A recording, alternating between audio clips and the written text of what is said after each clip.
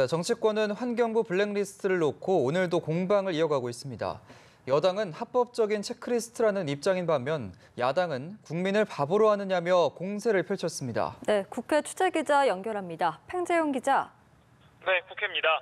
여야는 오늘도 환경부 블랙리스트를 놓고 신경전을 벌였습니다. 앞서 청와대와 여당은 환경부 문건은 불법 블랙리스트가 아니라 합법적 체크리스트라며 과거 정부의 블랙리스트와 이번 환경부 사례는 다르다는 입장을 밝혔습니다.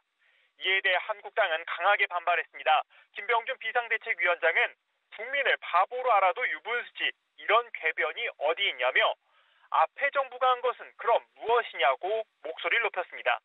나경원 원내대표도 권위주의 정부의 끝판왕이라며 환경부뿐만 아니라 330개 기관에서 광범위하게 이뤄진 블랙리스트도 즉각 수사해야 한다고 주장했습니다.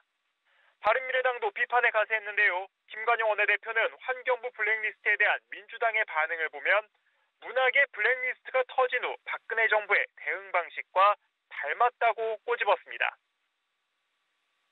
네, 이와 함께 여야가 오늘도 5.18 망언 논란에 대해서 설전을 이어갔죠. 네, 그렇습니다. 민주당은 한국당의 역사 왜곡을 강조하며 망언 의원에 대한 퇴출에 적극 나서라고 목소리를 높였습니다. 홍영표 원내대표는 한국당은 비뚤어진 역사인식을 바로잡을 마음이 없어 보인다며 망언 의원 퇴출은 정상적인 정당이라면 마땅히 해야 한다고 강조했습니다. 이에 한국당은 여권에서 추진 중인 5.18 왜곡 처벌 특별법에 대한 문제점을 지적하며 반격에 나섰습니다.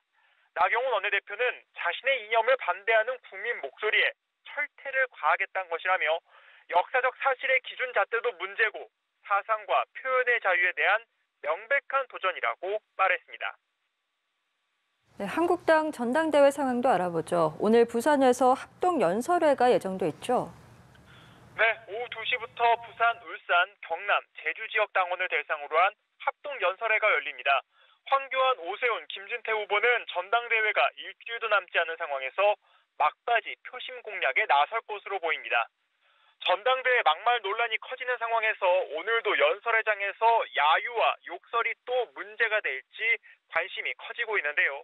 김병준 비상대책위원장은 오늘 기자들과 만나 당의 논란에 대해 오늘 연설회에서 직접 이야기를 하겠다고 말하기도 했습니다. 한편 내일 국회에서는 한국당 정종섭 의원의 주최로 박근혜 전 대통령 탄핵에 대한 토론회가 열릴 예정입니다.